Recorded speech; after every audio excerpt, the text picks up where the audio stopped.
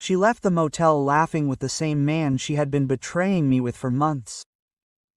But her smile disappeared when she noticed her car was gone. What she didn't know was that the real hell was waiting for her at home. And that night she learned that revenge, when served calmly, is colder than the asphalt where I left her standing. If you've ever been betrayed and they pretended like nothing happened, stay. This story will remind you that silence, when it's just, can be louder than any scream. Subscribe, leave your like, and listen until the end, because justice isn't always shouted, sometimes it's carried out with a smile. My name is Netu Salazar, I'm 38 years old, and for too long I thought that love was an impenetrable shield, a fortress that could withstand anything, until I discovered that love is sometimes nothing more than the perfect disguise for the cruelest of betrayals. I was married to Lucia for 11 long years. 11 years in which I built my life around her like a planet orbiting a sun.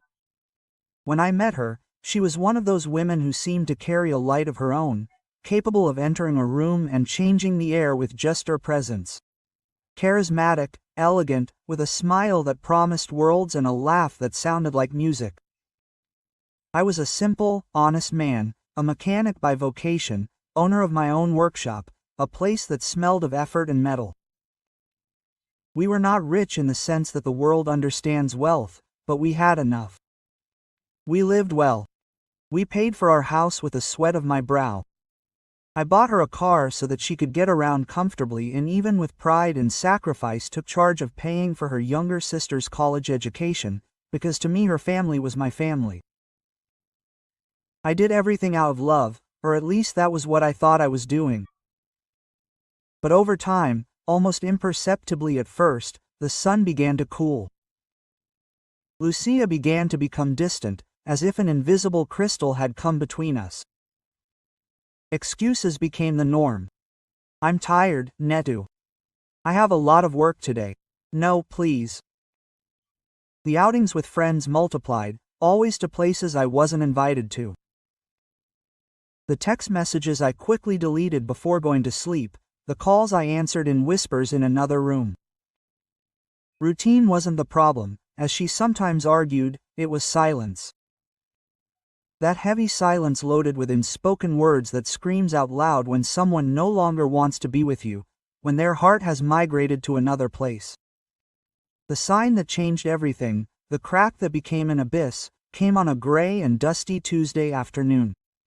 I was in the workshop, submerged under the hood of an old car, my hands covered in grease. When one of my oldest clients, Don Manuel, a man of few words but with an observant gaze, approached me while I was waiting for his vehicle. He recognized me despite the dirt. "Hey, Netu," he said with a strange hesitation in his voice. "Excuse me for butting in, but your wife isn't Lucia, the one with brown hair who drives a blue sedan?" I nodded, surprised. "Yes, Don Manuel." Because of him he scratched the back of his neck uncomfortably. "Nothing, man. I just saw her a while ago. As I was passing by the old road, I entered the Aurora Motel. I thought maybe they were celebrating something together, but when I saw you here, my heart stopped." The Aurora Motel, a place of ill repute known for being the nest of clandestine love affairs. I felt a freezing cold run down my spine despite the heat of the workshop. I thanked Don Manuel in a voice that I barely recognized. I finished my work like an automaton, but that night I didn't sleep a single second. The image of Lucia entering that motel repeated itself in my mind over and over again. Each repetition was torture. The next morning I looked up the exact address of the motel. A lump of rage and pain formed in my throat. I waited 2 days. 2 long days in which I lived with suspicion, breathing hatred and forced calm at the same time. Every smile from Lucia, every gesture of apparent normality felt like a mockery. On the 3rd day, my opportunity, or rather my condemnation, arrived. The clock in my workshop read 6:47 on a Wednesday evening. I remembered that Lucia used to say that on Wednesdays she had yoga classes until late. Another lie. I knew, with a certainty that made my blood run cold, that she went to that motel every Wednesday after work. I went before her, not in my usual car, but in my old work van, the one I barely used. I parked a block away, hidden behind some dusty trees. I waited. I saw her blue car arrive. It parked in the back, the most discreet part, and then I saw her get out. Lucia was laughing, radiant, and next to her, holding her hand, was a man I had never seen in my life. Tall, well-dressed, with a smug smile. They entered one of the rooms together. I waited. Time became dense, sticky, as if each minute weighed a ton on my chest. I watched the sun go down. I saw the lights of the motel come on, casting long, grotesque shadows. My mind was a whirlwind. I wanted to go, break down the door, confront them, but a cold, calculating voice inside me told me to wait, that revenge was not a dish best served hot. When they finally emerged, almost 2 hours later, still laughing, oblivious to the world, I felt a sense of calm take hold of me. A dangerous calm, the calm of a hunter waiting for the exact moment to strike. I walked slowly, without making a sound, toward his blue car. I took the copy of the keys from my pocket that I had made myself years ago, in case I ever lost them, I had told him. I opened the door, started the silent engine, and drove. I drove a few kilometers to my workshop. I put the car in the back of the garage, covered it with an old tarp, and locked the door. I didn't hurt her. I didn't need to. I simply took away what she used as a symbol of her independence, of her freedom to betray me, her comfort, her pride, and her tranquility. Hours later, when it was already dark, Lucia arrived home, not in her car, but on foot.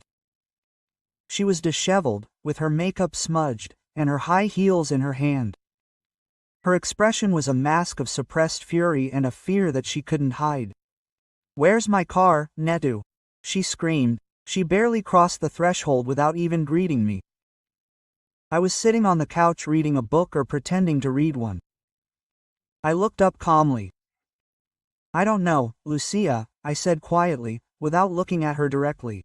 "Maybe your boyfriend took it from the motel." Her face changed. Fury gave way to panic. She went pale, frozen. I didn't expect me to know. She tried to deny it, stammering excuses, but I didn't let her speak. I stood up, grabbed my phone from the nightstand, and showed her the photos I'd taken from a distance. She and her lover walking into the room hand in hand, kissing briefly before closing the door, and emerging 2 hours later, laughing. I didn't say a word, just letting the images speak for me. The only sound in the room was her ragged breathing. Heavy breathing. And then I pointed toward the entrance. There, by the door, was a suitcase and several neatly stacked boxes. They contained all of her things, her clothes, her expensive perfumes, her documents, even the photos we had together, now turned face down. And next to the boxes, on a small table, were the keys to her blue car. "You don't need to look for it anymore," I said. My voice was cold, devoid of emotion. "You're where you belong now, far from my life." She exploded, screamed, cried, insulted me, tried to hit me. "You have no right to do this to me, Netu. You're nobody without me. I'm too much of a woman for a mere mechanic like you." I stared into her eyes and for the first time saw the true ugliness hidden behind her beauty. "You're right," I replied. "I'm nobody important, but a man without a heart no longer has any power over me. Go." But my plan didn't end there. That night, while she packed her things in a rage, I waited for her to leave and then I executed the final blow. I took my cell phone and posted the most compromising photos from the motel on our family's WhatsApp group, her family and mine. No insults, no explanations, just a simple message below revealing Lucia's secret Wednesday afternoon happiness. May God bless them both. The next morning, her mother called me crying, demanding an explanation. I didn't say anything. I listened to her pain and hung up. Total silence. Lucia disappeared from my life, and with her went all the weight, all the anguish, all the lies that I had been dragging around for years. I felt light, free, but the story had one final twist, one that transformed my cold revenge into something more complex. A year later, Lucia showed up at my workshop. She was unrecognizable. She had lost weight. Her once bright eyes were now dull, surrounded by dark circles. Her clothes were worn. Her old air of superiority had vanished, leaving only a deep sadness. "Netu, I just wanted to see you," she said to me. Her voice was barely a whisper. "I need to ask for your forgiveness." I looked at her, leaning against the door frame of the workshop. "I'm sorry." "Why, Lucia? For the betrayal or for letting you get caught?" I replied, my voice softer than I expected. She was silent for a moment, looking at her hands. "I lost everything, Netu. My job, my house, even him. Samuel left me as soon as he found out you no longer had the money to support me. You didn't lose anything that was truly yours, Lucia." I said, "Only what you built on lies is gone." And then she looked up, and in her eyes I saw a vulnerability I'd never seen before.